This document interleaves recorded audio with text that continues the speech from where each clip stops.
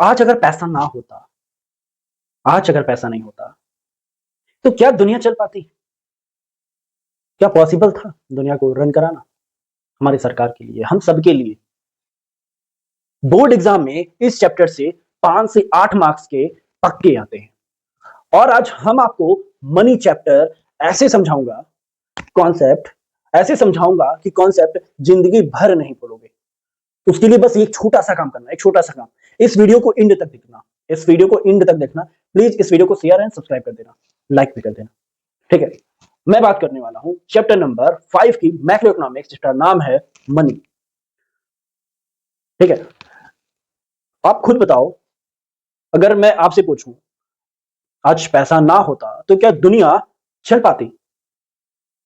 क्या पॉसिबल था कुछ? जी नहीं। Money is anything that is generally accepted as a medium of exchange. यानी कि मनी का मतलब सिर्फ नोट और सिक्के नहीं होते। नोट को और सिक्के को केवल तुम मनी नहीं समझ सकते। इकोनॉमिक्स की भाषा में अगर मैं बोलूं, मनी वो चीज है मनी वो चीज है जिससे लोग पेमेंट के लिए एक्सेप्ट करते हैं। मनी एक वो चीज है जिसे लोग पेमेंट के लिए एक्सेप्ट करते हैं। कोई भी चीज आसानी से खरीद लेते हैं। तुम्हें एक शर्ट भी चाहिए, मनी चाहिए। मनी के लिए मनी दोगे तभी मिलेगा। वो आगे अगला एक्सेप्ट करेगा तभी वो आपको उसके बदले में सामान या शर्ट या फूड आइटम, कुछ भी, एनीथिंग, वो एक्सेप्ट करेगा तभी आपको वो सामान एक्सचेंज करेगा। ठीक है, तो कमेंट में आप ये बताओ, क्या आप यूपीआई ज्यादा यूज करते हो या कैश ज्यादा यूज करते हो? और एक चीज ये भी बताओ, क्या यूपीआई मनी है? क्या हम गूगल पे से या हम यूपीआई से पेमेंट करते हैं, क्या वो मनी है? क्या नोट या सिक्के ही केवल मनी है? इस चीज को कमेंट करना, मैं जरूर रिप्लाई करूंगा। अगर मैं बात करूं इवोल्यूशन ऑफ मनी की, जी हां, जिसमें हमारा बार्टर सिस्टम एंड मॉडर्न तरीके से इस सारी चीजों को एक्सेप्ट किया गया या लाया गया हमारे इंडिया के अंदर, हमारे वर्ल्ड के अंदर। पहला हमारा था बार्टर सिस्टम। एक एक ये ऐसा एक सिस्टम था जिसमें कोई मनी का लेन देन रहता ही नहीं था। इसके अंदर भी बहुत सारी प्रॉब्लम हुई जो कि हम आगे डिस्कस करेंगे। उसके बाद हमारा आया मेटॉलिक मनी। फिर कुछ सालों के बाद हमारा पेपर करेंसी आ गया। फिर कुछ दिनों के बाद डिजिटल मनी आ गया, जो कि हम सारे लोग आज अच्छे से यूज करते हैं। ठीक है, शुरुआत हुई बार्टर सिस्टम से। बार्टर सिस्टम एक ऐसा सिस्टम था जो वस्तु के बदले वस्तु या सामान के बदले सामान।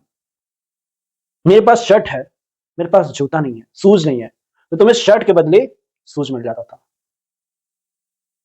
राइस के बदले बीट मिल जाता था। सोचो, कोई भी शुरुआत में लोग कैसे सरवाइव करते थे? लोगों के पास तो बार्टर सिस्टम थे, कोई चीज के बदले कोई दूसरा चीज।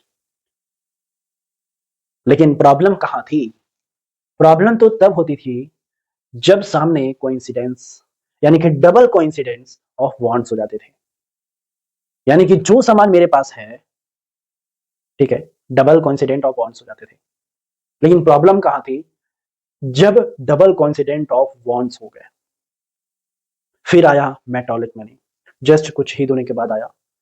और मेटॉलिक मनी से हम अपने सामानों को एक्सचेंज करने लगे। उसके बाद कुछ दिनों के बाद हमारा प्रकट हो गया पेपर करेंसी। फिर कुछ दिनों के बाद हमारा डिजिटल मनी आया। जी हाँ, जो प्रेजेंट टाइम में सबसे ज्यादा हम और आप और सारी दुनिया करती है। तो ये हमारा हुआ इवोल्यूशन ऑफ मनी। ध्यान देना, इस चैप्टर से क्वेश्चंस बनते ही बनते हैं। तो आज आप कमेंट करोगे, आज आप कैश ज्यादा यूज करते हो या यूपीआई? इसका कमेंट जरूर करना, मैंने 2 बार बता दिया। फिर मैं बात करूं फंक्शन ऑफ मनी से। अब ध्यान देना, फंक्शन ऑफ मनी से तुम्हारे बोर्ड एग्जाम में क्वेश्चंस जरूर बनते हैं, जरूर एंड जरूर बनते हैं, पक्का आएगा यहां से। मैं बात करूं फंक्शंस ऑफ मनी के अंदर, एक हमारा फंक्शन होता है प्राइमरी फंक्शन।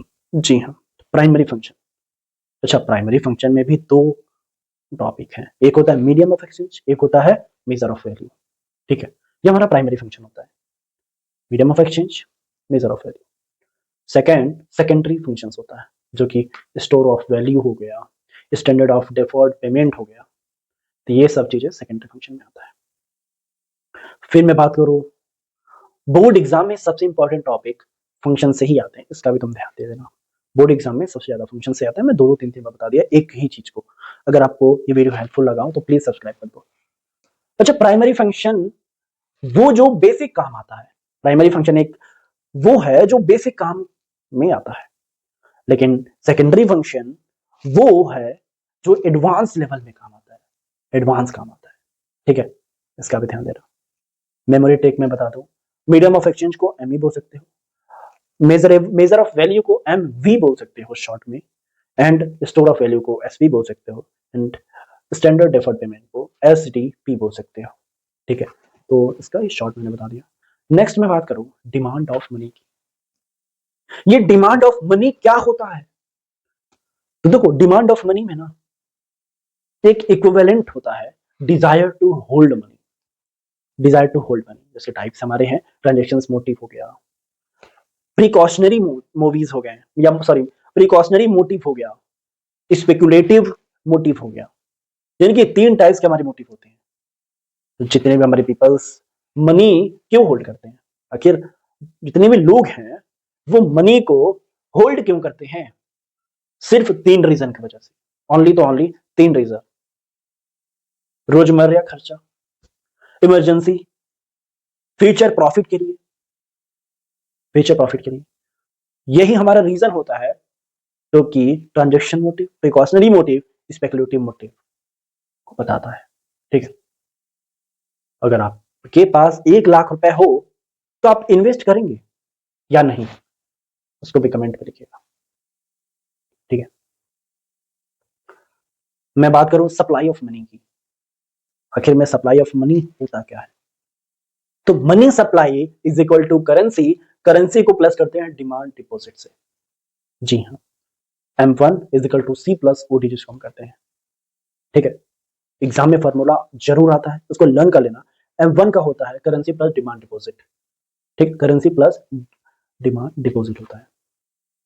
करेंसी मतलब जनता के पास पैसा, डिमांड डिपॉजिट का मतलब बैंक में करंट अकाउंट, बैंक में करंट अकाउंट। फिर मैं बात करूं, ठीक है, हाई पावर्ड मनी। ये हाई पावर्ड मनी क्या होता है? H is equal to C plus r. ठीक है, H is equal to C plus r होता है। आर का मतलब कैश रिजर्व हो गया। ठीक है, cash reserve. High powered money को रिजर्व मनी भी कहते हैं, यानी कि जब मेरे पास जो रिजर्व ऑफ मनी होता है ना, उसको हम हाई पावर्ड मनी भी कहते हैं। उसे कंट्रोल कौन करता है? पूरे इंडिया में एक ही बॉडी है जो उसको कंट्रोल करती है, वो हमारा होता है RBI, reserve bank of India.